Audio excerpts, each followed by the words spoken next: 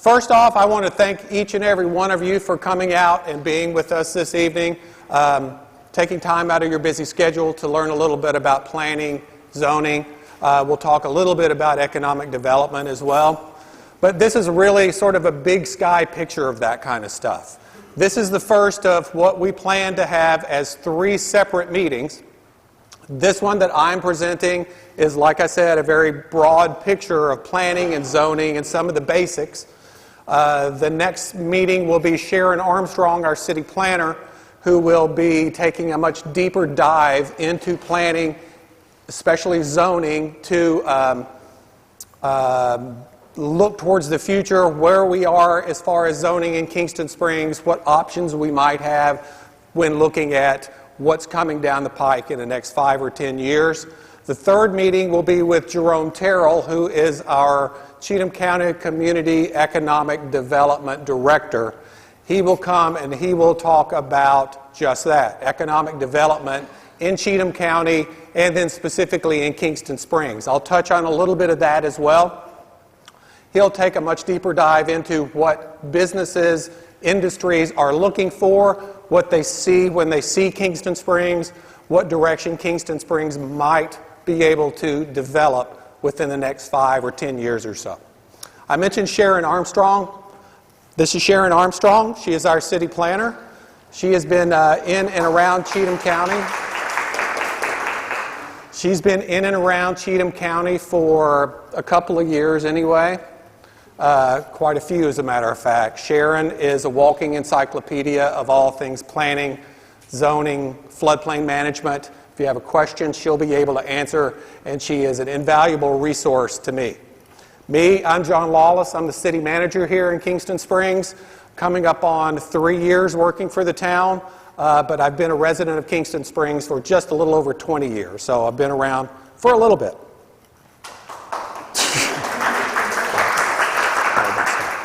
So, this is what we're going to talk about today. We're going to talk about what planning is, just to make sure that we're all sort of on the same playing field when we're talking about planning. We're going to talk about the Planning Commission, who they are, what they do, why they do, what they do. Other associated boards that go kind of peripheral to the Planning Commission, we've got Board of Zoning Appeals, Sign Appeals Board, Design Review. We'll talk about those guys. Then we're going to talk about zoning, again, to make sure we're all on the same page of exactly what zoning is. We're going to talk about how zoning affects Kingston Springs, what types of zoning Kingston Springs has, and then we're going to build something, because all of this is about a process. Planning, zoning, it's all about a process. So we're going to build something, and we're going to take our pretend building something through this planning process so you can see how everything actually works and pulls together. And then we're going to talk about a little bit about, at the very end, some retail prospects, businesses that look at different areas, what they look for, what they see when they look at Kingston Springs, and what they're looking for, and compare and contrast what Kingston Springs has to offer. Does that sound good? Okay. I hope that sounds good, because that's what we're going to do for the next half hour. What is planning? Just so we're all on the same page, municipal planning does a couple of different things. Municipal planning is a process that is concerned with development of an area and the infrastructure involved in that development. And the Planning Commission, who is in charge of that planning, is a recommending body that discusses and approves or denies planned residential and commercial developments. There are some things the Planning Commission has the authority to approve or disapprove of, or deny, that's the better word. There are other things that, as the Planning Commission is a recommending body, they recommend their decisions to the Board of Commissioners here in Kingston Springs. And we have several of the commissioners here. We have Mike Hargis, we have Glenn Remick. Who else is here? We've got Josh Etherly. So thank you guys for attending. There are some members of the Planning Commission here as well, and I'll get to them in just a minute. So that's what we're talking about when we're talking about planning, right? This is the Planning Commission in Kingston Springs, what it's composed of.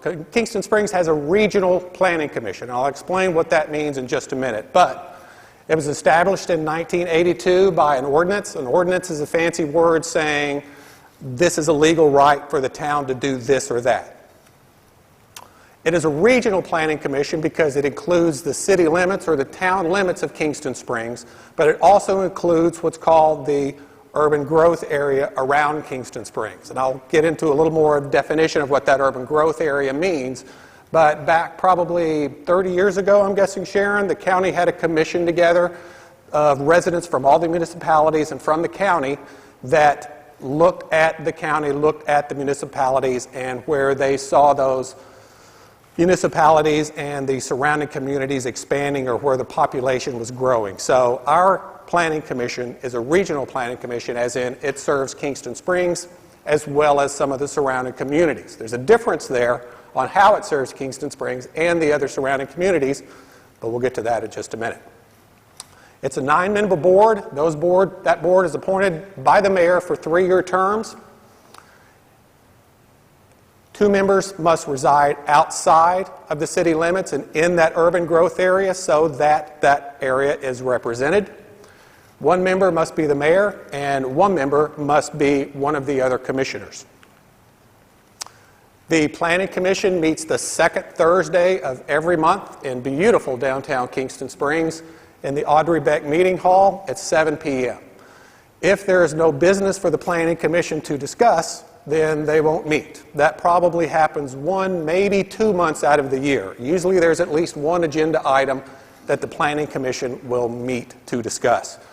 Those Planning Commission agendas are posted on the town's Facebook page at least a week in advance of that meeting. So that first Tuesday of the first Thursday of the month, at the very latest, you'll be able to see what the agenda is for the Planning Commission that next week. Hopefully you'll come out and attend because it's a lot of fun. It's a good time. Like I said, the Planning Commission has 9 voting members, and then there are other members that attend, town staff that attend those meetings that are non-voting members. Of the Planning Commission, the voting members, the chair is Mike Patnode. Mike's here tonight. The vice chair is Tony Campbell. Tony Campbell's here this evening. Keith Allgood is not here, out of town, in Disney World, I believe. Tom Cullen is here this evening as well. Mayor Tony Gross is out of town. Brian McCain is here. Commissioner Remick is here. Bob Stoller is out of town as well. Those are your 9 voting members of the Planning Commission. There are also 3 non-voting staff members that attend and present information to the Planning Commission. That's the city planner, Sharon Armstrong, our city attorney, and myself. These people compose the Planning Commission. So exactly what does the Planning Commission do? The Planning Commission, again, looks at anything inside the city limits or the town limits of Kingston Springs, as well as what we had mentioned as the urban growth area. The urban growth area for Kingston Springs, kind of loosely defined, would be the Ranchettes, portions of Craggy Hope, as well as Pinnacle Hill up to Highway 70. The biggest difference of the town of Kingston Springs compared to the urban growth area is this. I mentioned that the Planning Commission was an advisory committee.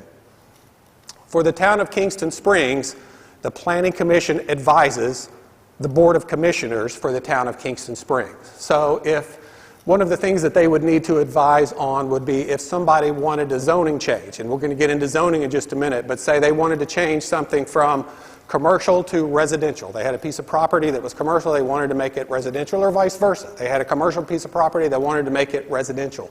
They present that to the Planning Commission. The Planning Commission then recommends, yes, I think this is a good idea, or no, we don't think this is a good idea. That recommendation then goes to the Board of Commissioners for the town of Kingston Springs, where they have 2 hearings on it because that's what's required from our ordinances.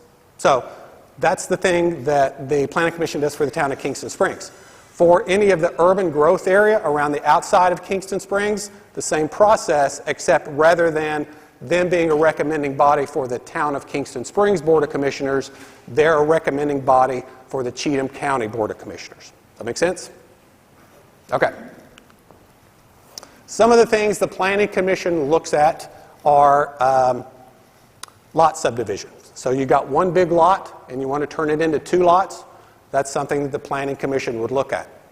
Or if you've got 2 lots and you don't want a neighbor and you want one big lot, that's something that the Planning Commission would also look at. They also look at zoning changes. So if you've got some land that you would like to have rezoned from one thing to another, the Planning Commission will look at that. Again, from a zoning change perspective, they are the recommending body, and it is the Kingston Springs Board of Commissioners or the Cheatham County Board of Commissioners, depending on what area of the town or outside of the town that you're looking at, that makes the final decision. The Planning Commission also looks at commercial development. They look at quite a few things when they're talking about commercial development. They look at the building site plan. The site plan is basically an aerial view of the piece of property that shows where the buildings are going to be, where the infrastructure is going to be, where all the utilities are going to be. They look at the exterior building materials because there is a design review standard that the town has. So external building materials for commercial properties need to follow that design review. They also look at a traffic impact study. If you're looking at building this or a building of that and it looks like it's going to impact traffic in your particular area, then a traffic impact study might be generated, and there are certain triggers that make that a requirement. They look at landscaping, they look at lighting intensity, they look at individual fixtures on a lot, and they also look at the total lumens of the lot. There are also regulations and restrictions on how light something could be. They also look at signage, and there are quite a few restrictions on signage, how big or how small, where and where not signs can be. There are a few other related boards that kind of are peripheral boards to the Planning Commission. The first one I talked about is the Design Review Board. The Design Review Board actually is the Planning Commission, and the Design Review Board meets prior to any Planning Commission meetings where the Design Review Board is required. The Design Review Board looks at a lot of those things that we just talked about. They looked at exterior building materials, they look at lighting, they look at signage, they look at landscaping. Let me refer to my notes to make sure I got the right information down.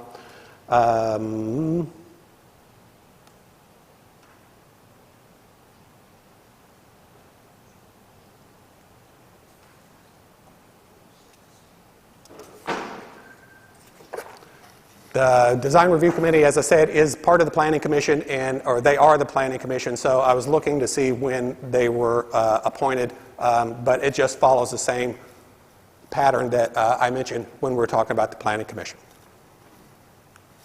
There's also the Sign Appeals Board. If the Planning Commission or the Design Review has denied any particular type of signage, a person or a company has the opportunity to go to the Sign Appeals Board to then state their case to see if anything could be changed from that final decision. And they are appointed by the mayor for 3-year terms. The Board of Zoning Appeals, or BOZA as it's often called, is if there are any requests for items or any requests for variances, I guess would be the better word, that are outside of what our rules and regulations are for the town as far as zoning, as far as subdivision regulations. Any variance requests will go before the Board of Zoning Appeals, and the Board of Zoning Appeals is appointed by the Kingston Springs Board of Commissioners, also for 3-year terms. The last thing, as far as a peripheral board, is the Construction Appeals Board. So if a stop work order has been issued on any particular piece of development for one reason or another, the developer can come to the Construction Appeals Board and make an appeal as to why that stop work order should be lifted. Those members are on a 3-year term and are also appointed by the Board of Commissioners. All of this information is available to you online, as well as a lot of other things. First is the Town of Kingston Springs website. There are a couple of ways that you can get to this information. There is, at the front page on the right side, there is a quick links button that has everything that's on that site in alphabetical order. So if you're looking for the sign ordinance, go to S and the sign ordinance will be there. If you're looking for zoning, it's under Z. It's really easy to find there as well. The menu across the top has services that the town offers. Services that include planning and services that include zoning. All of this information is on there as well. So anything that you want to find, anything that that we're discussing this evening, you're going to be able to find on the town's website. I've got a couple of books that I keep in my office all the time. This is our zoning manual and subdivision regulations. These are the design review guidelines, and this is the town's municipal code. All of this information is something that I reference on a daily basis, something that's available to you out on the town's website. Also on the town's website, we've just built in a page that's called training. If the technology works correctly, then this presentation will be out there as well. So friends and neighbors who weren't able to come here this evening, there will be a link that can be sent out, or this video will be out on the website. We'll also have much shorter videos, little bites of 2.5 minutes to talk about zoning, to talk about planning, to talk about design, talk about businesses. So all that training information will be on our website for you to access at any time as well. The town also has a YouTube channel. All the meetings, all the public meetings that the town has are available on the town's YouTube channel. So the Board of Commissioners meeting that's held every third Thursday of the month, the Planning Commission meeting that's held the second Thursday of every month, along with any design review or any of the other peripheral boards that were on there. All of those meetings are recorded and they're posted on the YouTube channel, probably about a week after they occur. So you're able to see what goes on. If you can't make it to the meeting, you're able to see it later.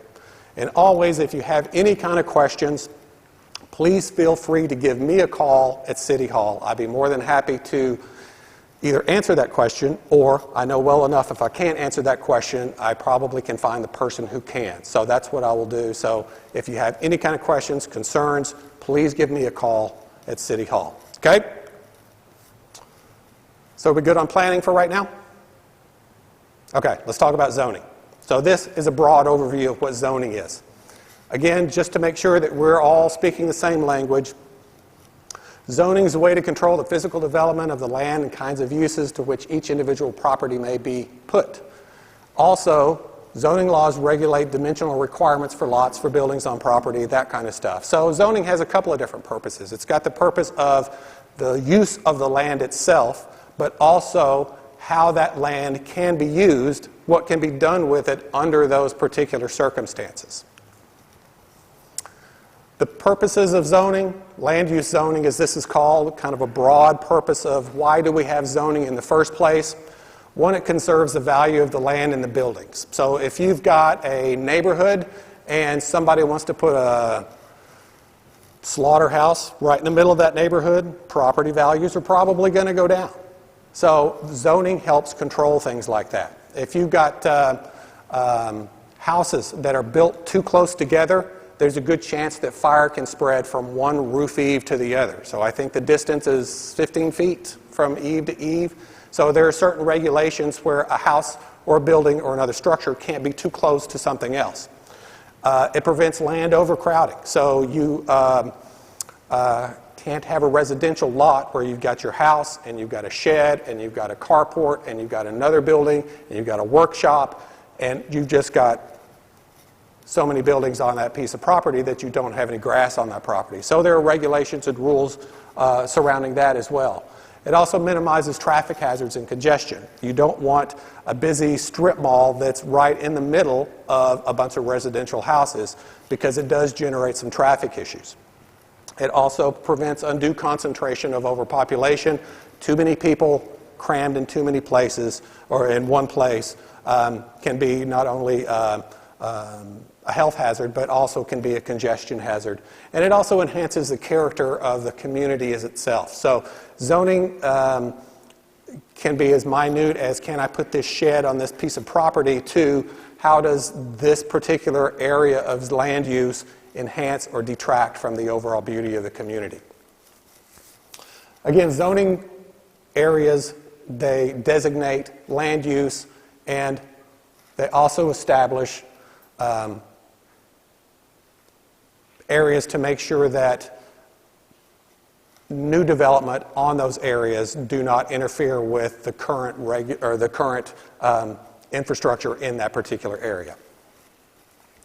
Zoning is also defined in a couple of really broad terms of permitted uses and uses with special exception. We had this conversation just a minute ago with someone. This is, again, a very broad thing, but let's go with residential. So residential, R1. R1, the 1 means single family. So the permitted uses are single detached dwelling or a prefabricated dwelling, not a mobile home. That's a completely different thing. But for this point of discussion, and then any kind of customary accessory structures, sheds or garages, that kind of stuff. But there are also uses as special permissions, like churches or parks or schools in residential areas, things that are logical but are not what you would call single-family residences. Those are the special exceptions. There are 3 basic types of zoning, and there are 3 basic types of zoning in Kingston Springs. There's residential, there's commercial, and then there's industrial. Under each of those types of zoning, there are some subsets of that type of zoning. So, as an example, residential has R1, which is single-family residences. It has R1A, which is low-density single-family residential with an agricultural sidebar to it, for lack of a better term. It has R2, which is medium density, which is usually your duplexes. And it has R3, which is higher density, usually smaller apartment complexes. Kingston Springs also has 2 commercial districts. They have C1, which is the central business district, our lovely downtown area of Kingston Springs, and the blocks that surround a lot of that property along Main Street are zoned as C1. We also have C2, which is a highway district, which is also commercial, but it's geared towards highway traffic. The stretch of Lubin-Lieben, I say both of it because I don't know who I'm talking to, Lubin-Lieben Hills Road, that stretch is zoned C2 for commercial traffic. Kingston Springs has a couple of industrial, some light industrial sites, but it does have the capability of having zoning for light industrial and heavy use industrial. The light industrial, the 2 that I can think of are Kerastar, which commonly known as the box factory across from Petro, and Lou Inc., which are the guardrail manufacturers over here off of West Kingston Springs Road. So there are a couple of industrial sites here in Kingston Springs. This is a map, color-coded, that shows, I know you probably can't see it, it's a little small, but I put this up here for a couple of reasons. One, just so that there are color-coded, this map is on our website, so it's zoomable, it's easier to see, so you can see color-coded where all these different types of zoning lie in Kingston Springs. There is also, we subscribe to the GIS support out of Austin Peay State University. That GIS is a great map. It doesn't come with instructions, so you have to play around with it a little bit to see, but you can zoom in on individual pieces of property or areas. You can toggle different things on and off. It's a vast resource. It's free and available to you from a click on our website. So go to the website, look under Planning and Zoning, look under Zoning, then you'll find a link to the GIS from Austin Peay. Learn how to use that map, and you'll find out anything you wanted to know about zoning, not only in Kingston Springs, but also in the county and other municipalities. And I got this slide up there just for one thing, to make sure that everyone understands that zoning is something that is not just a couple of people get together and decide, hey, let's change the zoning of this, or hey, we think this area needs to be zoned like this. Zoning follows a particular specific format of how it's established and how it's changed in the future. So it's not something that 1 or 2 people can do. Zoning takes a village, as they say, okay? Again, several of these things are available on our website from services. There's a GIS mapping, planning and zoning from the top. You can also go to the Quick Links button on the right side, and it's an alphabetical list of everything that's on the website. So any of this information that I give you tonight is available on our website, as well as the recording of this is going to be available in the training section of their website, which will be over on the right under information. Okay, so where do we start? I mentioned this whole thing is a process. And the process is same from builder to builder to developer to citizen to citizen. It's a process that we go through. And I'm going to roll this process out in a very kind of broad scale so you can understand how things happen, how things are approved or not approved. So where do we start? What do we want to build? If you humor me, I like tacos. I like tacos a lot. I've always wanted to build Jons Awesome Tacos, okay? So that's what we're going to build, all right? Jons Awesome Tacos, that's what we're going to do. So where do we want to build it? That's the next question. We want to build it in some place that's got a lot of traffic. We're going to want to build it someplace where people can see it. So that's the next thing we're going to look for. We're going to build Jons Awesome Tacos somewhere. But I want to make sure a couple of things that I want to check on first. First, I want to see what the property is zoned as. So as you can look through here, this is Lubin Liban. There's East and West Kingston Springs Road. I want to build a taco shop. That's commercial. It would fall under C2, as you remember, because that's kind of highway, restaurants, motels, that kind of stuff. So probably in this area. If I wanted to build it over there, probably not, because it's not zoned for that. So I'm going to stick in some place where it's going to be zoned correctly to begin with, because it's a whole thing to try to rezone something. The next thing I want to look at is in the floodplain. Kingston Springs, with the Harpeth River running alongside it, has a lot of area in the floodplain. A lot of area in Kingston Springs is not developable because it is in the floodplain. Kingston Springs has had a stellar reputation of not allowing development in the floodplain. And that's a lot to do with your planning commission. Not only your current planning commission, but as these members of the planning commission have rotated throughout the years, they've been very staunch about development in a floodplain, which is a really, really good thing. And I do want to throw in a plug to our current planning commission. Although it's not required to be on the planning commission, your current planning commission has experience with TDOT and roads, has experience with environmental, has experience with surveying, has experience with building and construction. You have very knowledgeable people on your planning commission, which is a blessing for this community because they understand when someone comes and presents something to them, they know what this person is talking about as much as the person that is presenting to them. So kudos to the planning commission. If you do get an opportunity to come out the second Thursday of every month to watch them work, I would recommend it. Okay, so we're properly zoned. We're not in the floodplain, let's say that. We're going to build Jons Awesome Tacos. The first thing we like to do is we like to have a pre-conference with the builder. So if I was going to build Jons Awesome Tacos, and I wasn't John, I would come in and talk to the staff. What we would like to do is we'll get Ms. Armstrong as our city planner. We'll get Mr. Bill Zimmerman, who's the manager of the 2nd South Cheatham Utility District. We'll get Andrew Pieri, who is our building and codes inspector. We'll get Austin Patterson, who is our wastewater operator. Anybody that might have information that we could present or opinions that we can give to this developer on where you might have issues with your particular development. We want to have that on a staff level first. Just an informal meeting. What do you want to do? That sounds great. Here are some of the issues that we're seeing right off the bat. Some of the things we'll talk about water. Bill will say, you want to put it on this side of the road? That's fantastic. However, your main water tap is on this side of the road, so you're going to have to bore under the road, or you're going to have to get the water from that side to this side, and you might want to think about the $30,000, $40,000 it's going to cost you to do that before you look at your development. We'll talk about sewer. Is it already on the sewer system? The town has about a third of its area on our town sewer system. If it's on the sewer, can we connect easily? If it's not on the sewer and it's something that should be on the sewer, is it something that is going to be connectable? We'll talk about traffic. Is it a business that is going to generate traffic in an already congested area?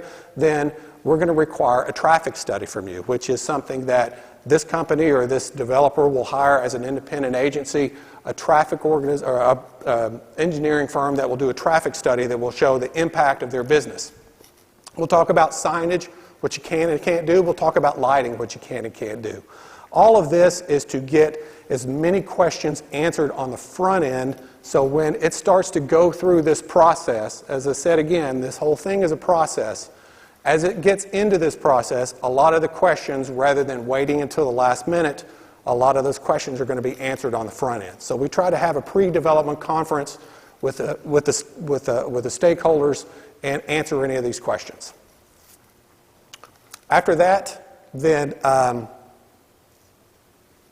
submission to the Planning Commission then comes next. So the developer will then submit an application to appear before the Planning Commission. It will go on the Planning Commission's agenda.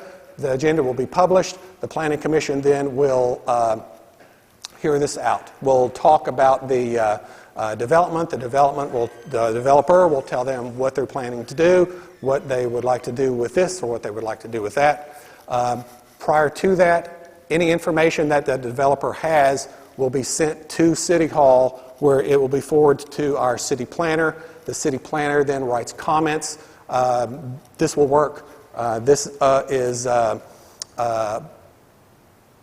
in our zoning regulations, or this is allowable by our current standards. All of that information then will go to the Planning Commission. If it's a commercial development, it will also go in front of the Design Review Board. Design Review, again, will make sure that all the exterior building materials fall under the criteria that we have. The signage, the lighting, the landscaping, all of that stuff falls under the criteria that the town already has set in place. If that is the case, then let's say everything is great with our new taco shop, then the Planning Commission will approve this particular development. But the Planning Commission, again, looks at a lot of different things. They look at the plat, they look at the elevations to see how much ground is going to be removed, how much earthwork is going to need to be done. They'll look at the site plan to see where the buildings, the infrastructure is going to be, the exterior building materials, traffic impact, landscaping, parking, lighting, signage. All of these things are discussed to make sure that all of these different elements fall under the current guidelines the town has set in place. The Planning Commission also, and specifically Sharon as a city planner, looks at state regulations and national regulations for that. So look at stormwater, you want to look at any underground streams, you want to look at any environmental impacts. So there are a lot of different things that go into each and every development as far as making sure that we as a town understand what is going to be developed and how that development will impact the community. So let's say everything goes through the Planning Commission, it goes through design.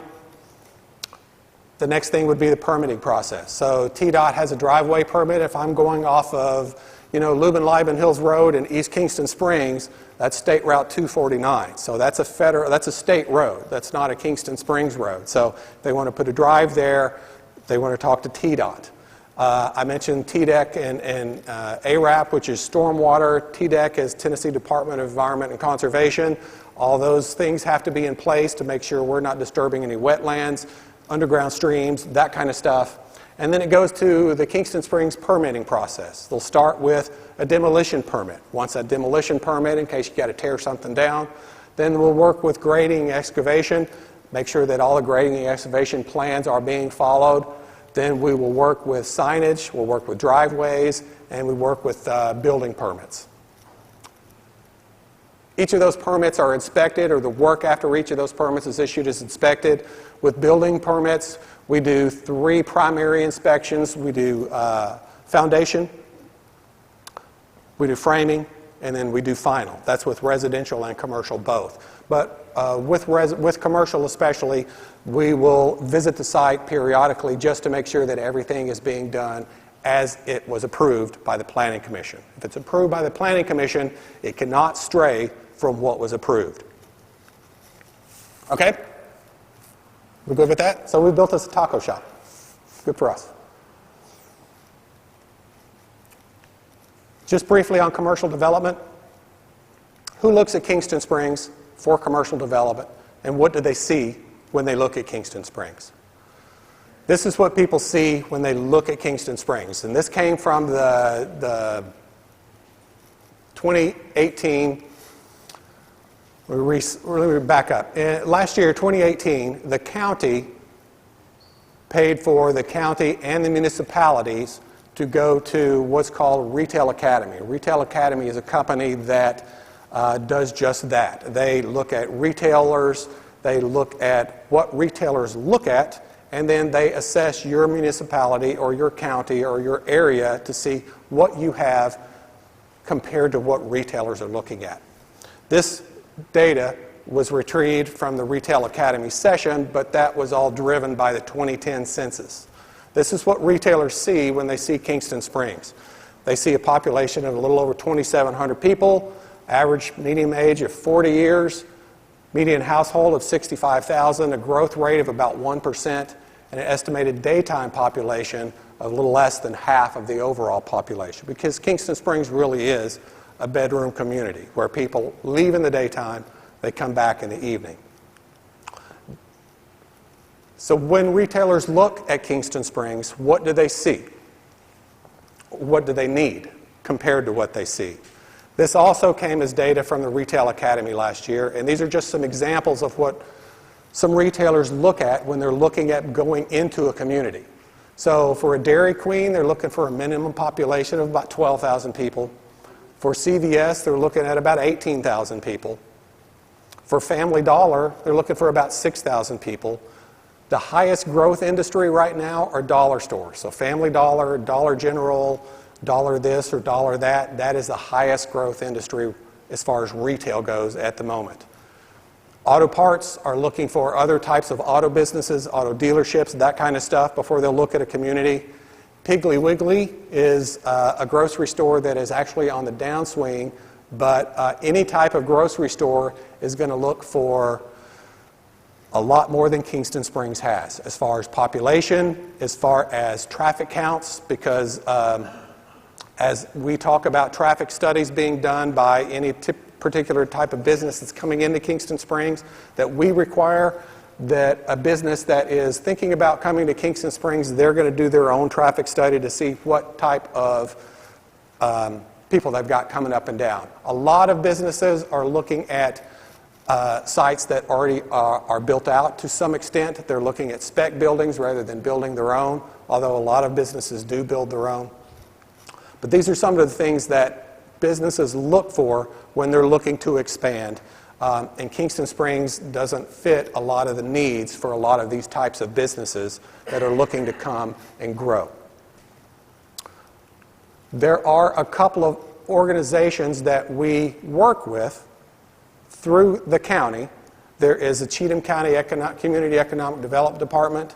There is the Cheatham County Chamber of Commerce, and then the Cheatham County Industrial Board. We work with them not necessarily to entice businesses to come to Kingston Springs, but we work with them as part of the county as a whole to see what businesses are looking at Cheatham County, to how Cheatham County is advertising itself to the rest of the retail or commercial world, and to see if there's anything that Kingston Springs can help support that. So Kingston Springs does not actively recruit or look for businesses to come here, but we do work with the county to see if there's anything that we can help support Cheatham County with. Okay. So that was my high-level spiel about planning and zoning, and a little bit at the very tail end about commercial development and what people are looking for. So, I will be happy to answer any questions that you might have, whether they are about this presentation, whether they are about anything that's going on in the community, and if I can't answer your question, I'll find the person who can. Yes, sir? Back on the slide, retail prospects, it says population of Kingston Springs 2,756 down. That's not quite true. That's just the city limits. So, in reality, when you think of Kingston Springs as a whole, you think of the post office, for example. You think of a much broader general area, which is closer to 5,000. You're correct, yes. So Kingston Springs, inside the city limits, has, say, 27 and change. You go out 2 miles, you're probably going to hit maybe 5,000. You go out 5 miles, you're probably going to hit 7.5 or 8.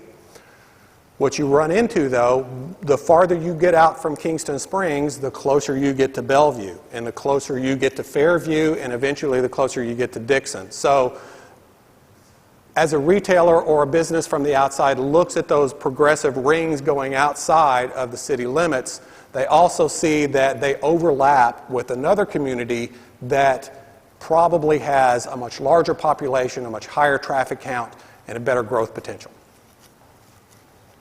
Yes, sir? Yeah, as far as economic development for other businesses, the traffic restrictions would be a big deal because we only have so much space that an 18-wheeler can pull in and do its thing to deliver stuff and then get out, right? Yes. I mean, one day I saw a truck stuck in partway down by the school and they couldn't get out, and it's like, you should have been reading the signs, I'm thinking, but that it was quite a deal to get that truck out of there. No, that's a valid point. And access in the community is something that I'm sure that is looked at, and access in the community is something that right now we don't have a lot of control over. There is one main corridor that gets to the interstate and back, and that's Lubin-Lieben Hills Road. And then you're off on East-West Kingston Springs Road. So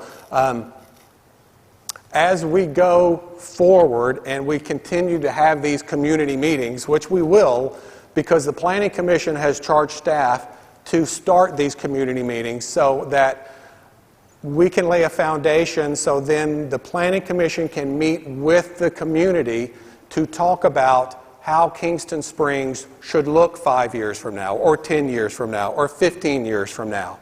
And a lot of that has to do with infrastructure. And where are our traffic jams, and where are our choking bottlenecks, and are there ways to get around that?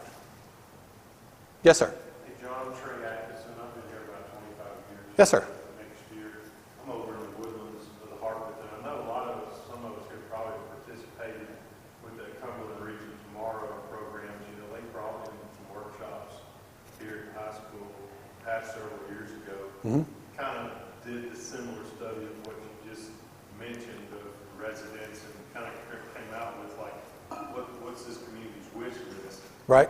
Looks like. So number one, I appreciate this forum and this going forward, and bringing that back to life probably, because I know that Cumberland Region Tomorrow stuff that I'm sure there still exists, but I'm afraid, probably suspect that those wish lists have disappeared, or maybe they're still somewhere being looked at. I know that stuff probably takes a lot of money, and that takes a lot of taxes, and what do we want to be, what do we want to do, but I think that would help. But I don't know if any of that input or if those lists still remain, or if that's back to ground zero now.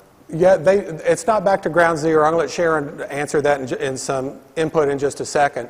But yes, and a lot of those members that were participating in those committees or those meetings are still here, and a lot of those members are on the Planning Commission. I think for me, one of the biggest differences is that this initiative is locally driven by your local Planning Commission body. So the interest has a lot. It's a lot more vested interest in what happens and what happens 5, 10, 15 years from now. Sharon?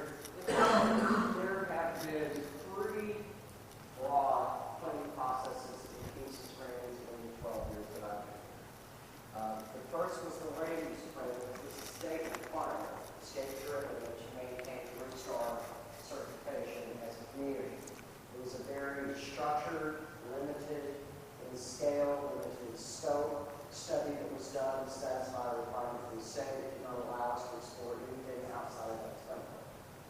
Several years later, hearing thoughts of local residents, we managed to secure an AIA grant for the city, which is the one you're talking about, the Peripheral Boards. Tomorrow. We met at the high school. We were very interactive, immersive, and community-driven. And all of that data was collected. Everybody's input was gathered. And we kind of put together sort of a visioning scale for the city as it grew and as population increased. And I can tell you the third thing that happened was a TPR, a transportation study report, adjacent to the interstate I40 that was done by TDOT, which acknowledged that the interstate on-ramp and off-ramp were really not suitably designed. So they were rated F at that point, which is why we're so concerned with traffic studies when development comes. I can tell you the largest contributing factor moving forward with any of that information was the 2010 flood and recovery that subsequently occurred. Then beyond that,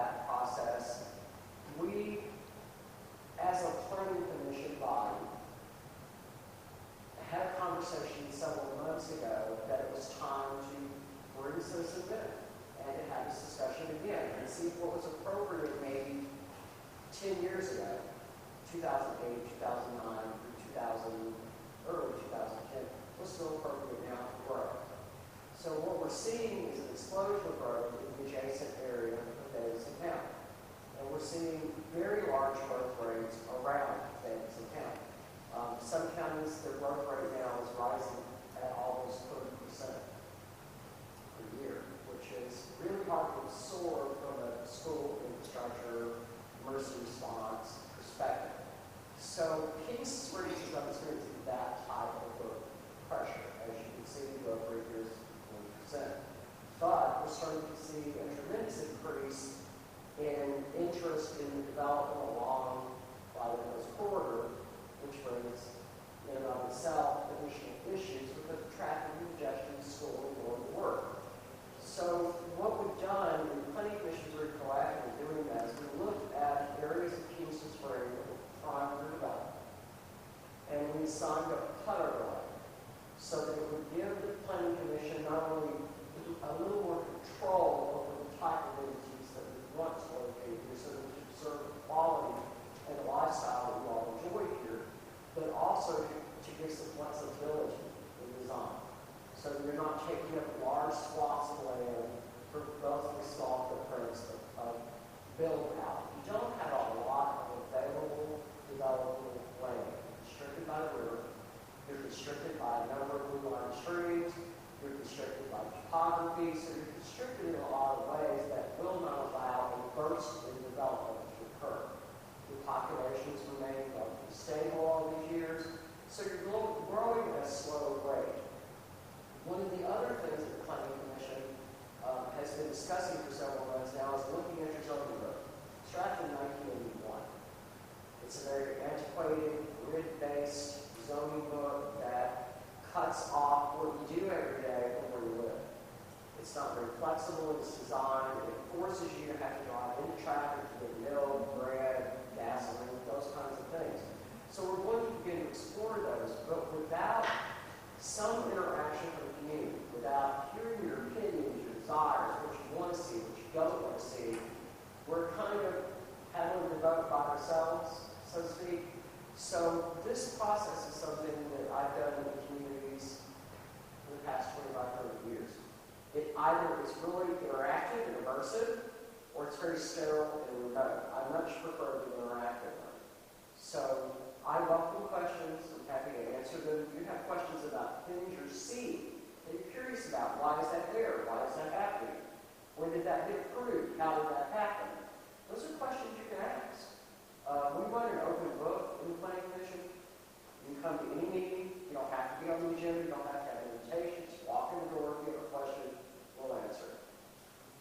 Does anybody know any latest on TDOT and where their goals are? I know they had a plan out there on their website that, totally changed our intersection from here all the way up past Pegram. I don't know if that's probably way off in the distance, but I wasn't too sure they were going to start ripping the third lane out from here to, from Bellevue to Fairview anytime soon. There are plans to address that. Additionally, TDOT has indicated an interest in holding I40 improvement meetings, at least some of them in Kingston Springs, which if you're not in the development business, so to speak, it's really rare to get access to TDOT engineers one-on-one in a room in an informal setting where you can get things done, so to speak. Highway 49 that runs from National City to Pleasant View is kind of an example. That project languished for, I don't know, probably 20 years on somebody's planning table before we were able to track them to the room and then say, hey, here are the things that we need to do, and this is based on safety and traffic issues. It resulted in a relatively decent plans and improvements that will start this year and go into 2020.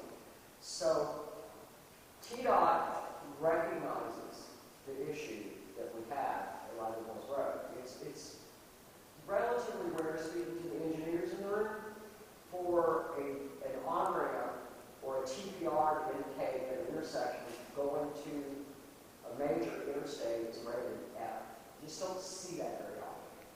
yours is, which gives you leverage to get improvements. So those conversations are taking place. You know, federal government moves at the speed of 100 turtles, but we're pushing. We want you to hear you, we feel your pain, we understand. As Sharon mentioned, TDOT they're looking at the I40 corridor all the way across the state, from the east to the west. They studied it probably 30 years ago, and they have started a new study to see what improvements need to be done. We work closely with our RPO, which is a regional planning organization, which is multi-county, but it's fairly strong for our little, it's us, it's Montgomery County, it's Robertson County. It's fairly strong with an ear to TDOT. There are a lot of TDOT representatives at those meetings. And through that, one of the RPO members and I came, they toured this facility, and they had requested to have one of the I-40 corridor meetings with TDOT here in Kingston Springs. And to Sharon's point, to have a group of TDOT employees in the same room and be able to bend their ear is quite an achievement. So I would recommend that everybody here will advertise that to make sure. It's probably going to be late summer or this fall. We'll make sure that everything is advertised so you'll know when that meeting takes place so you can be here to express your opinions. And I would add to that, John, that there's absolutely nothing like experiencing that traffic at 5 o'clock in the afternoon to get your attention. So sometimes when you see, you will hear. Mm-hmm. So I think just having that as an asset or a potential outlet for discussion would be helpful. Sure. Norman Fence here. Yes, sir. I want to ask, just heard something. Is there a plan to widen East Kingston Springs Road out to the river? There was a plan drafted, Mr. Finch. The issue that we have is that's a state road. So the town, while we have input in the process, if they establish a public hearing or they come to town, talk to us about it, we can explain to them where issues are, show them the accident rates, all those sorts of things. Hopefully they visit when school lets out and everybody's trying to get somewhere, because sometimes that drives the conversation. But we don't get to set those. Again, it's a state road. They dictate what can and cannot be done, where the widening is, and unfortunately, when infrastructure funds demanded in every community in every state in the entire country, there's a limited budget, and we are a small community, and our piece of that pie is really, really small. But where I see the quickest action, unfortunately, comes at the back end of a really bad series of accidents, fatalities, that's usually when things change. It's unfortunate to say. Out there, every one of those telephone poles have been knocked down in the last 2 years, 3 years. The city's been in contact with TDOT. Right. We provided them all in, a lot of that, and it's been pushed. They do. The city does a really good job through not only the RPO, but also in direct communication with TDOT. The engineers, some of them know me by name at this point. They hear it, but they have limited funds, and then I don't understand. I tend to be a little more blunt spoken than most people, so I'll apologize up front. There was a period of time when the state took money out of the transportation budget for TDOT and used it for other things. So now the legislature passed some action. They can't do that anymore. So when they would get a pot of money, they could possibly do a project. Somebody would decide it was better to use somewhere else and they'd take it. So they've rectified that at the legislative level. So now the money goes earmarked for transportation, stays in transportation. So for folks that are easily offended, you're probably going to be offended by me a lot. Because the truth is what it is. And I would much prefer to tell you why there's no money for transportation than have you ask me a question and give you some nonsensical I answer. just wondered, a lot of telephone poles. I just like to serve straight up. That's how we got the road out of high school, 3 lanes and sidewalk, was those things. The government was afraid about that. Exactly. My name's Doug Winters. I'm sorry, I've had an ear infection. I'm deaf anyway, so. My name's Doug Winters, and I live at 275 East Kingston.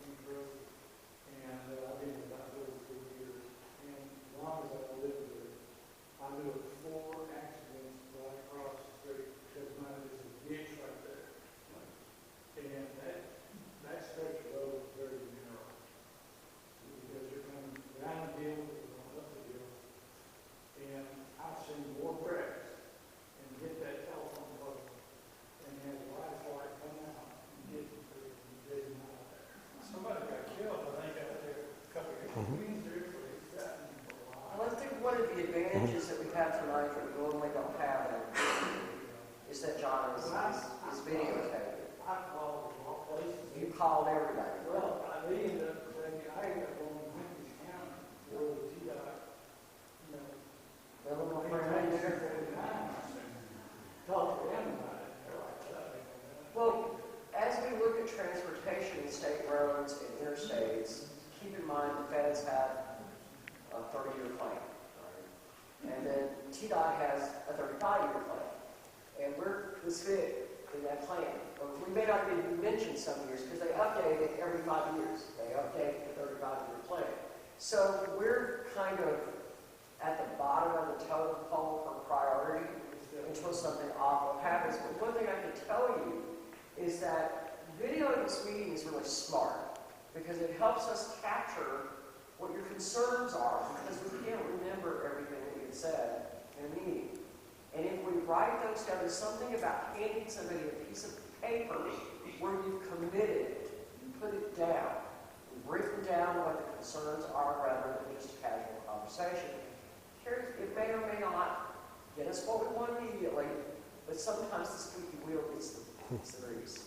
And I will present those concerns for East Kingston Springs Road at our next RPO meeting that will have several members from the TDOT organization there as well. Yes, sir. Danny Elliott, I live Mark Trace there. Spent the better part of 30 years working for counties, municipalities, and feds in law enforcement. So I work for small towns.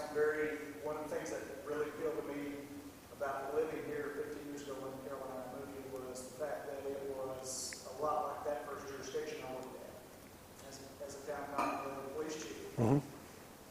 Then what I saw there was a city with no vision whatsoever. And a recent visit up there, 20 years after I was gone from there, it had changed a bit.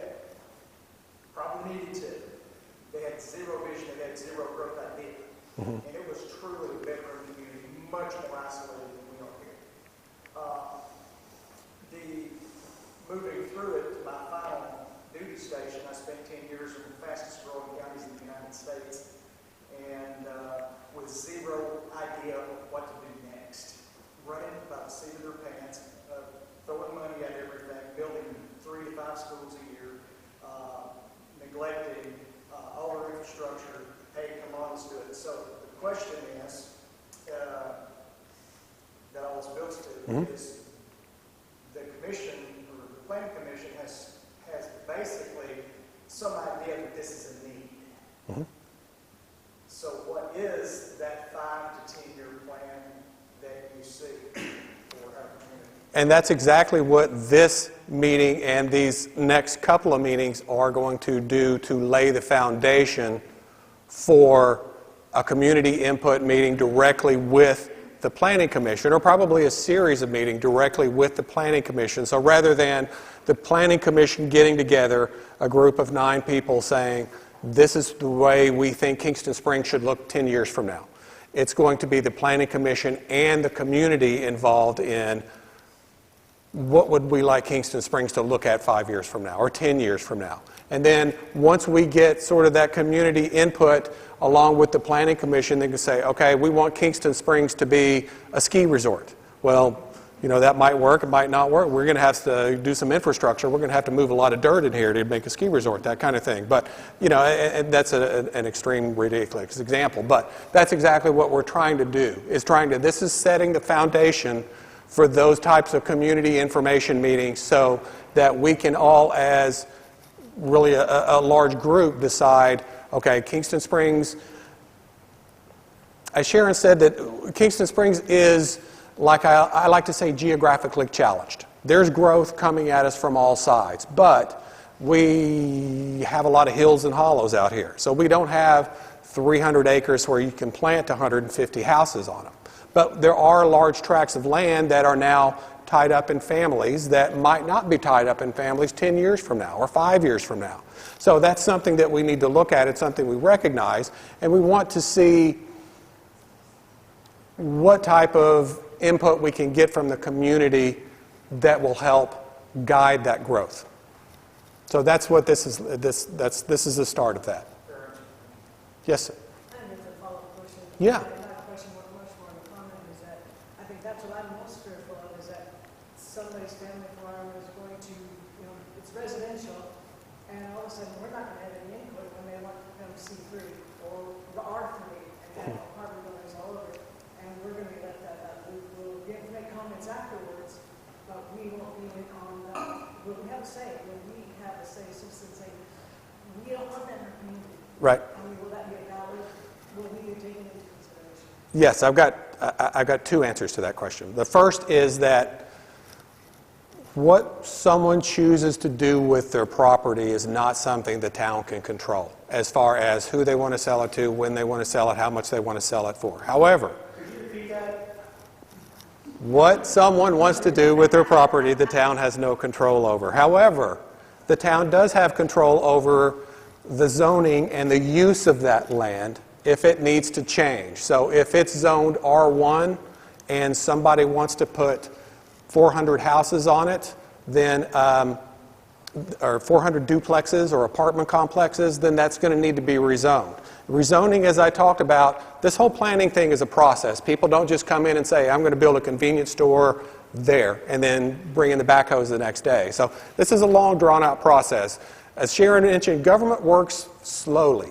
Government's designed in many ways to work slowly because there are a lot of checks and balances. There are a lot of inputs from different groups. You don't want government to move fast. You want government to move at a measured pace. I'm getting way off track. I apologize. But as far as zoning goes, and as far as zoning changes go, it's not a simple thing where somebody says, I want this zoned R2, and it's now zoned R1, let's change it, and everybody goes, yeah, why not? It's a process that goes through the Planning Commission. Those meetings are advertised. The Planning Commission recommends one thing or another to the Board of Commissioners. Those meetings are advertised. It's got to go through 2 readings at the Board of Commissioners level, so that's 2 separate meetings, 2 separate months. And it will be posted at the property. This particular piece of property is under consideration to be zoned R1 to R3, that kind of thing. That's what I was just saying. I've never seen that. I've always looked for a zone. It's posted at a piece of property to the right of the storage units on Lubin Hills, on East Kingston Springs Road right now. There's a piece of property that's looking to be rezoned, and there's a zoning change notice on that piece of property right now. Yeah, it's a placard. The weeds might have ungrown, but anyway, it's a placard that's up. But anyway, all that said, this is a long, drawn-out process. So there's plenty of opportunity for public input at the Planning Commission level and at the Commission level. So, we're talking 3, 4, 5 months worth of process before anything gets changed. I guess so. It's never an inevitability. I mean, the voice of the people can. Yes. Yes. To add to the posting requirements, advertising requirements, notification requirements, and the submission requirements for the Planning Commission are all dictated by state planning statutes. So that process is laid out in Public Chapter 14. You can find it on Tennessee Code Annotated. It tells you how plans created, how they were enabled by the state, and what the advertising and posting requirements are. Each jurisdiction has to adopt those. They have to adopt bylaws that they're structured by and that they run by. But I can tell you from my experience, and I've served in a lot of jurisdictions as well, large ones, small ones, rural, very urban. I've served as a state planner in the past, as a regional planner. This planning commission considers every single thing that comes in front of them carefully. They want it reviewed and vetted. They want to make sure that it fits. So when they're considering something that meets all the regulations of submission, and there's no one in the audience to say, hey, can we talk about this? Before you recommend that rezoning, or I think traffic's an issue, or I think it's going to compromise our water, or some other concern that you may have, if they don't hear from you, they assume we're all good. Your telephone can reach City Hall, whatever it's open. So we invite the perception that we don't want to convey information is incorrect. All people that work with you tell you I'm way too guilty to give you more than you need and less than they need. I want you to understand. So if you have questions, ask them. And please, on the town's Facebook page, we do post the agendas for all the meetings that are coming up at least a week in advance, usually 10 days or so. So you can look at that agenda and you could say, rezone request for 123 Main Street. And so you'll know when these things are coming up.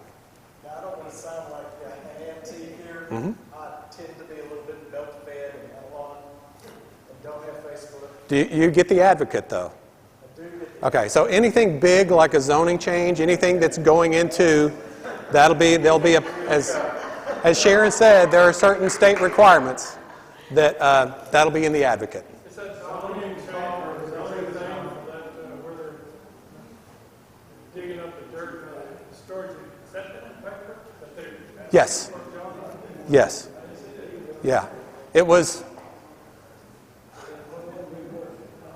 I believe it was last week, Mr. Finch. It might have been the week before, but I sent that to Dale, and then it's posted at the property. Posted on Kingston Springs. That's what I think it was the day before. And I stopped there and I asked those guys what they were doing. And the guy says, I didn't see your little sign. I didn't know it was on. And Yeah. anyway, the guy says, oh yeah. I'll clear it up. We're on try to build 51 apartments, all that. And I posted it, and it seemed nobody knew. I got like 100 and something comments. Well, just to touch on, yeah. The level of apathy is unreal. Well, to touch on that a little bit, with that particular piece of property, all that earthwork is being done to clear that property and make it ready for as a developable status. And the request was to rezone that particular piece of property. Okay, go ahead, Sharon. I'm from the land of blunt speech. Ready? Mr. McPherson was the subject of a code enforcement action for illegal filling. I mean, that would probably offend a lot of people in the room that said that out loud, but that's okay. It's the truth. Had you attended any one of 2 years' worth of planning commission meetings, you could have heard it every month. The code enforcement action was implemented because the fill, one, was unsuitable in areas. It was not being compacted. It was interacting with slopes. It was causing an issue for the neighbor. There was no soil erosion control, and there was absolutely no plan of what to do with all these mountains of dirt. So, after a ton of time, and you have to do due diligence. You can't just run down and slap code violation on somebody. State law requires us to go through the administrative process first. We have to make nice first. So we made nice. We sent letters. And we sent stop. We come cease. We did all those things the law requires us to do. Then we cited it in a 4-page letter that laid out all the regulations that he was in error of. So hoping he would see the error of his ways. His intent is to develop it. In its condition before it was cited, it was an undevelopable plot. The city required him, I don't want anybody to think somebody's walked through the door and gets to do whatever they want. They don't. He was required to hire a geotechnical firm, bore the site to determine what was in it, how deep the fill was, and he's being required to take it down to bedrock. That's what you do when you put stuff in the ground that you're not supposed to put in the ground. So now the site is huge. Obviously, it's messy, it's dirty, there's a bunch of dirt everywhere. But that process has to occur to get all the fill that was deposited out and then sort it into usable, clean, natural rock, dirt that's clean, and construction debris that we're not going to let them put on the lot. Then the construction debris has to be hauled to a certified landfill that can take it because the generation of that concrete contains chemicals that shouldn't be in the water. So that's the process that occurred. He now has to furnish Jons tickets for every load he hauls. The grading is checked by John, it's checked by the building inspector, and geez, when I'm bored and I've got nothing to do on a Thursday, I go check it too. I call, I lock the ditches, I do the thing, right? This is an amazing story. Why isn't this in the applicant on the front page? Well, This is quite interesting. even though it's interesting, it makes great news. I I would hazard a guess that if I asked everybody in this room, if you had a code violation, would you like me to stick it on the front page of the How many of you would be interested, right? One, it invites public hostility. Two, it doesn't solve the problem. If I thought it would solve the problem, Mr. Finch, I'd take out a personal ad. Here you go. But it doesn't. No, I'm just amazed that I don't. I'm just saying the goal is to solve the problem, right? So the problem that's being solved is one that was several years in making. The goal is to have a developable lot. And sometimes I get questions like, what does that mean? There's a legal definition for everything I say. I don't just make it up and spit it out and hand it out. I take what I do seriously, very seriously. My goal is to ensure that what happens in Kingston Springs that goes before that planning commission meets every single requirement. I will turn them around 18 times if that's what it takes, but I'm responsive. If you send it to me, I'll review it. If it has deficiencies, I'll tell you. If you don't know how to correct them, I'll give you advice. So that's what we do. At the planning commission, there is not a meeting where a development project comes up and they'll say to me, I want you to check everything carefully. Check it carefully. There's probably not a visit to Jons' office when I say, hey, by the way, the solar erosion fence at X needs to be looked at. Or what are they building over there? It's just, I guess it's in my blood. I'm a planner. I like surprises. I like to know what's coming next. So that's the process here. The community discussions, I don't weigh in them because I think it's counterproductive to do so. It just lends gasoline to the fire. But I can tell you that everybody that comes to the door is treated exactly the same way because I'm keenly aware that your property is in all likelihood the most valuable thing monetarily that you have. And whether it's a quarter of an acre in a subdivision with a manufactured home on it, or it's $1 million mansion, it still means as much to you. My secondary goal is to insulate the city from not following the ordinances they adopt. So I say this all the time and people take it the wrong way. I don't review people. I review land and development proposals. It's not personal. I never take it personal. When I said they were moving a lot of dirt on the lot, I really meant what Sharon just said.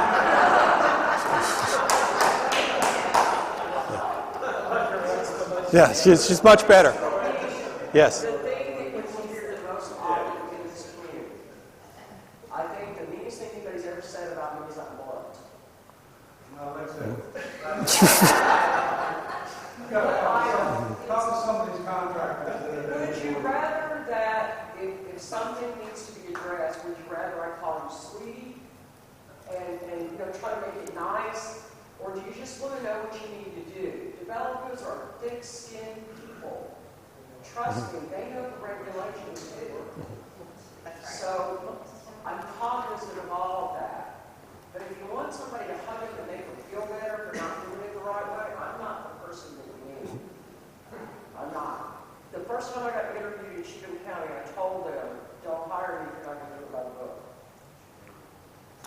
Do you have a question? That's who we are. Yeah, just one more time. Yeah. It's where, this probably might be a legal question. I'm not going to go into details. This might not be the form for it, but where does, like, neighborhood, subdivision, deeds and restrictions play into zoning?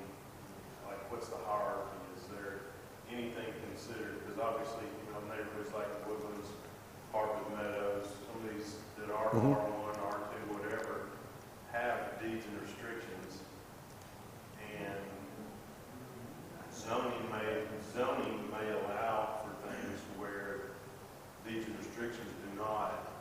So and then there's city ordinances on top of that. Where does that fall in the hierarchy of what rules over the The zoning and the city ordinances would fall at the top of that hierarchy, and then the covenants of a particular neighborhood are drawn up by the builder and the homeowners, property owners in that neighborhood, and then they would be a subset under the zoning and the municipal code of the town. But the town does not have, as a matter of fact, if I know these different neighborhoods around town have different covenants, have different homeowners association rules. The town doesn't have copies of those. That's strictly a document between the property owners and the developer. The state of Tennessee cleaned that issue cleanly. The statutory requirement cannot influence HOA covenants and restrictions. So zoning, so obviously somebody can get a building permit and rock on with something that would violate these restrictions. Your remedy is through the confines of the bylaws of your HOA if you have an issue. When they're written, it's the city's job to ensure that there is a process within that HOA document that allows you to address issues. We don't tell them what process they use, but we have to check to make sure that if there is an issue that surfaces within an HOA or restricted subdivision, that there is a legal process or an administrative process first, because Tennessee requires an administrative review first, and then a legal process to address it. I think in the case that he's talking about, the covenants. Yeah, No, they never, in the case of the Woodlands, they never expire. They're running out of there. I think they do. This isn't a form for that, Laurie, we've already about it passed, but they've never expired, I'll show you where it is. A lot of them will write them, they'll run with the land for 25 or 30 years, and it allows for a 5-year period of time, or open a 1-year period of time, for where the homeowners in a particular subdivision could get together, they could might amend something, change something, but then it renews automatically whether something happens or not for a period of 5 years after that, and it continues, it never expires. Yeah. Well, Okay. there's actually 5 phases in the Woodlands, they're all the same. Okay. Like you said, that's probably going to be better served by a group of attorneys rather than us. It's a civil deal. Right. I get it, I've addressed it in the past, but I've always never wondered how those fall from a legal standpoint, what relates to zoning and what's allowed from the zoning standpoint. Gotcha. We can issue a permit for construction that violates a covenant restriction, but that's a question. Well, that's the big, Let's say that that's there's the one big issue on right there. file with subdivision. Well, that's the big issue right there. I mean, you got houses right now being built on lots that are bigger than the original house. So again, one of the things that we have to be careful of is there is a legal definitive line we cannot cross. But if you come to my office, say I'm the building inspector, you want a permit for a garage and it's detached, and the covenants and restrictions that are filed with the subdivision plat in the registrar's office say you can't have a detached garage, we can't issue a permit for that. But as far as enforcing activity that is not legally or lawfully engaged in, if someone just throws one up, we can not code violate property maintenance building code based on covenants and restrictions. I hope that clears it up some, it may make it worse, but if it's not a building code violation, we can't violate on that purpose if it's already there. Okay. Yes, sir. I know you have the residential and commercial, 1, 2, 3, and all that. Do you have any in the book for PUD, for the special use permit and all that? Yeah, just for everybody, there's a thing called a PUD, which is a public use development. Is that correct? Planned use development. Sorry, that's a sort of an overlay on different tracts of property. Yeah, that gets a little deeper into planning and zoning and what you can do with a PUD overlay and can't do with a PUD overlay. Sharon is going to cover that when we have our next meeting because it's a little deeper dive into planning and zoning, and this was really just kind of generated as sort of a broad overview. I used to work at CVS Pharmacy, and a lot of the times we used to do all the due diligence and everything, sign and post. Right. And they'd always get the PUD all the time. Yeah. They can be very helpful, but they can also be challenging at the same time. What else? Could it be shared where the McPherson project is in the process, when the process of the McPherson project is? McPherson project, he is still clearing the notice of violation, which was issued by the town. He has presented to the Planning Commission a request to have 2 things done. Right now, there are 3 tracts of pieces of property there. On the front, it's zoned commercial. The back two pieces of property as you go up the hill, those are two separate pieces of property. They're zoned, if I can remember correctly, both zoned R1. Mr. McPherson has approached the Planning Commission to have those three pieces of property combined into one piece of property. When you combine something that is two different zones, you got to make a choice. You got to go down a path. Are you going down the commercial path like the front end, or are you going down the residential path like the back end? Mr. McPherson has requested that those three pieces of parcels now combined to one piece of parcel be rezoned as R3. That request has gone from the Planning Commission and will now go to the Kingston Springs Board of Commissioners for the first reading in June, and then a second reading, if needed, in July. In addition to that, for your application, if you watch what goes on, you can see the minutes or the films or the videos that are online. Mr. McPherson's property and the property at the other end of that commercial complex are both under a PUD overlay. So that PUD overlay will come, the major distinction between a PUD overlay and regular traditional zoning is there is some flexibility of design which may be helpful in jurisdictions like Kingston Springs, where topography is a challenge, where slopes exist and other things. It allows you a little flexibility in the way you place things on the lot rather than having little squares everywhere. Sometimes there's flexibility. The second benefit to a PUD that doesn't exist in traditional zoning is that they can lay it out in a contract that is signed between the developer and the town. And all of that is entered into an agreement and signed off on so that there are no misunderstandings about what can be developed, how it has to be developed, and the order in which it's developed. So infrastructure comes first, bonding comes first, all these sorts of things come first. But that request has been made, has not been approved as of yet. And I can tell you that the site is not, unequivocally not, being prepared for development at this point. No building pads are being done, no roads are being cut, no ditches are being laid, no infrastructure is being done at all on the site. He's simply working to remediate the filling and dumping violation that is this issue. Pardon? The concrete culvert he has to do to let the water run through so that it doesn't wash dirt into the road. The second request that he made was to secure water for the site by going into the road. That was denied.